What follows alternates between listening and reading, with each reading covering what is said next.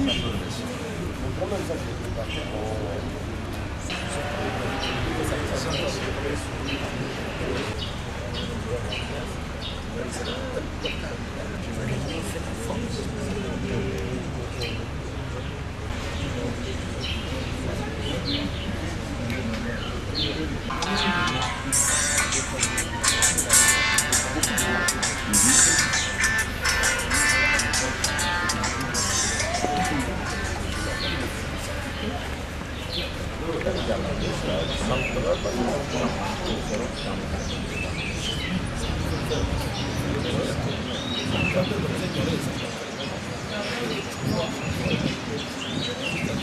le Président du Parti social-démocrate congolais et coordonnateur du mouvement citoyen, bonjour. Bonjour. Vous avez suivi certainement le message du président Sassou à la nation le 31 décembre dernier. Sur le plan économique, qu'avez-vous retenu de ce message? Merci pour votre question. Je tiens d'abord à vous souhaiter une bonne et heureuse année 2015, ainsi qu'à tous les téléspectateurs qui me suivent. Nous avons suivi avec une attention particulière le message du président Denis Sassou Nguesso. Au plan économique, nous avons noté qu'il a relevé qu'il y avait une forte baisse, une forte chute des prix du baril et du pétrole, ce qui a évidemment une incidence très forte sur le budget congolais, puisqu'il est principalement alimenté par ses ressources.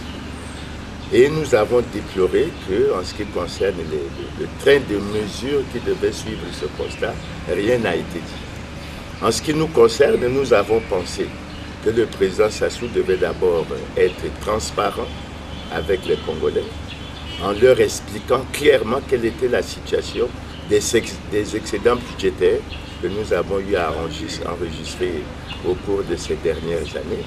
Et au-delà de ça, il fallait qu'il annonce des mesures rigoureuses en ce qui concerne la réduction du train de vie de l'État, en ce qui concerne la lutte contre les antivaleurs, notamment la corruption, la concussion, le détournement des deniers publics, la surfacturation des marchés publics, le surdimensionnement des marchés, et nous avons malheureusement été déçus que cela ne soit pas apparu.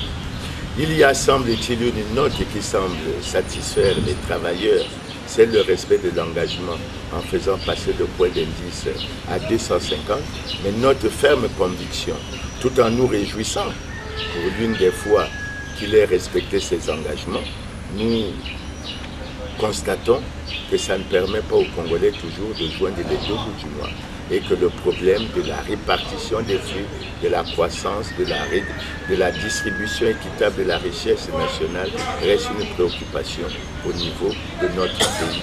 Et ce sont ces aspects, à notre avis, qu'il aurait dû aborder dans son message. Ce qui revient à dire que vos attentes n'ont pas été comblées par rapport à ce point. Si je vous parle du message en général dans sa globalité, il a été très en deçà de nos attentes et des attentes du peuple congolais. Et vous, en tant qu'acteur politique, qu'attendez-vous sur l'angle politique que ce message devrait aborder? Nous pensions que le président Sassou devait faire le constat que depuis qu'il est là, en 2002, il n'a fait que violer la Constitution, qu'il allait demander pardon au peuple congolais. Parce qu'il parle, ainsi que son parti, de changer une constitution qu'il n'a jamais ni respectée ni appliquée. Et de ce point de vue, c'est un aspect extrêmement grave. Parce que lorsqu'il est le premier magistrat, lorsqu'il y a l'article 50 qui recommande que tout citoyen se conforme aux lois et règlements de la République et qu'il ne le fait pas, il plonge le pays dans une situation de danger, d'insécurité. Et quand il parle par la suite de la paix, on comprend que le président Sassou parle d'une chose et de son contraire. Et c'est pour ça que nous lançons un appel aux Congolais en leur disant: le président Sassou ne peut pas changer la constitution du 20 janvier 2002. Elle est claire. Elle a respecté les orientations de la conférence nationale souveraine qui limite le nombre de mandats présidentiels à 2. Le président Sassou est en train d'exercer son deuxième, ultime et dernier mandat. Les Congolais veulent de la paix. Ils ne veulent plus des turbulences. Et pour qu'il y ait la paix, il faut que le premier magistrat du Congo respecte les lois et règlements de la République, particulièrement la Constitution. Un peu plus loin, Monsieur le Président de la République dit ceci, je cite, « L'élection présidentielle, ce sera en 2016 et les élections législatives en 2017. On a le temps de les voir arriver. Travaillons d'abord. Viendra après le temps des joutes électorales. » Lorsque vous avez suivi ce paragraphe, qu'est-ce que cela vous a inspiré? Il faut dire une chose claire. Le président Sassou est président du comité central du Parti congolais du travail. Ce n'est pas lui qui gère la vie des autres partis. Ce n'est pas lui qui donne le rythme et la cadence dans les autres partis. Chacun de nos partis a sa vision, a son programme. Et par rapport à ça, nous sommes préoccupés par les déclarations du président Sassou. Pourquoi? Mais il y a des structures qui de façon permanente ont la mission de s'occuper des questions électorales. Nous pouvons citer la Direction générale des affaires électorales, nous pouvons citer la Commission nationale d'organisation des élections. Ces structures doivent travailler de façon quotidienne et permanente pour préparer la tenue des élections libres, démocratiques et transparentes. Malheureusement, que constatons-nous dans le pays? Depuis que le président Sassou est revenu au pouvoir par les armes, aucune élection libre, démocratique et transparente n'a été organisée dans le pays. Le président Sassou parle bien dans son message des élections locales et des élections sénatoriales, mais ce qu'il ne dit pas, ces élections se sont déroulées dans l'illégalité la plus totale. Et je crois que les Congolais savent que le décret qui convoquait le corps électoral pour les locales a été signé avec la mention « fait à Brazzaville » alors que le président Sassou se trouvait à Marbella en Espagne. Donc ces élections ont déjà été organisées sur la base d'un faux. Non. Nous disons au président Sassou, arrêtons. Mon frère, tu es en train d'accomplir ton deuxième, dernier et ultime mandat. Tu auras fait ce que tu auras pu. Les Congolais ne t'en seront pas rigoureux. Aide-nous à te préparer une sortie par la grande porte, mais laisse ce pays en paix. Tu parles vers la fin de ton message de l'héritage qu'on nous a légué. Léguons aux générations futures un bon héritage de ce beau pays que nous aimons tant. Monsieur le Président, 6 mois après, le président de la République a rendu hommage aux familles frappées par les drames en cette année qui s'achève. Est-il responsable en ce moment-là? Écoutez, ce n'est pas la première fois.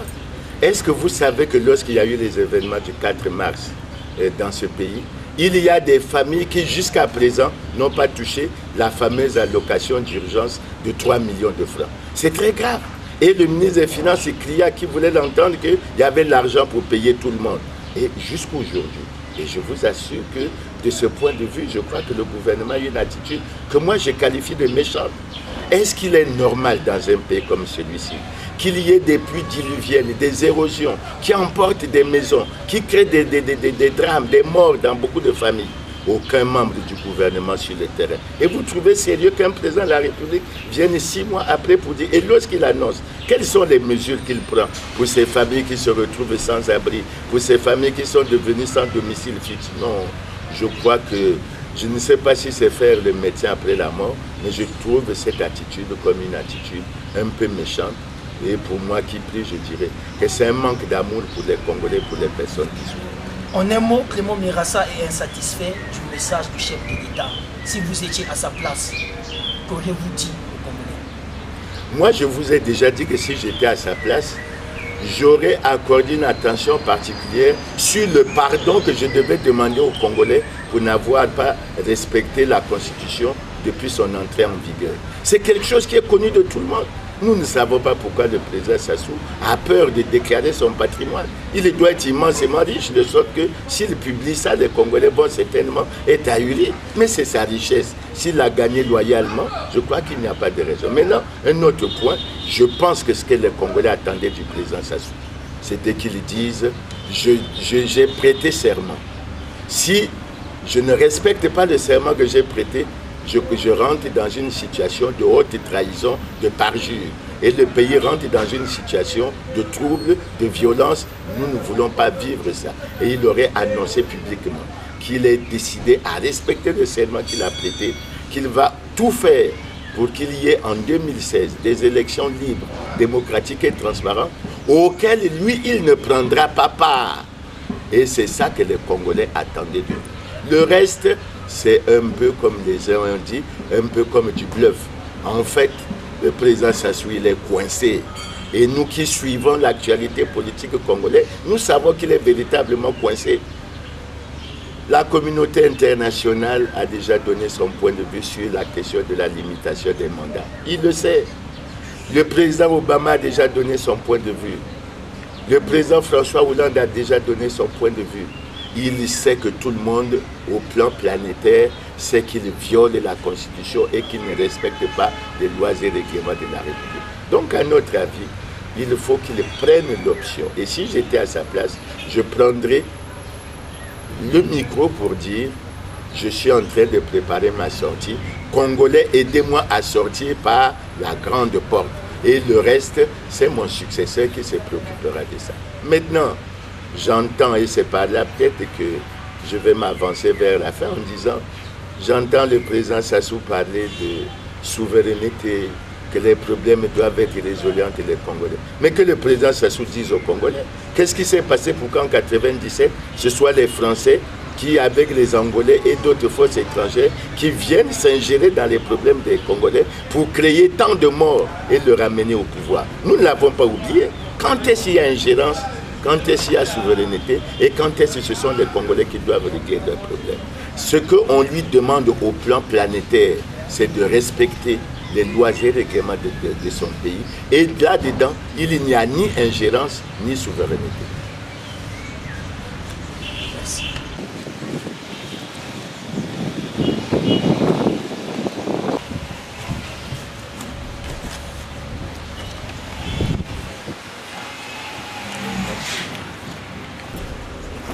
Ça va? On peut mettre la table. J'espère que j'ai dit des bonnes choses.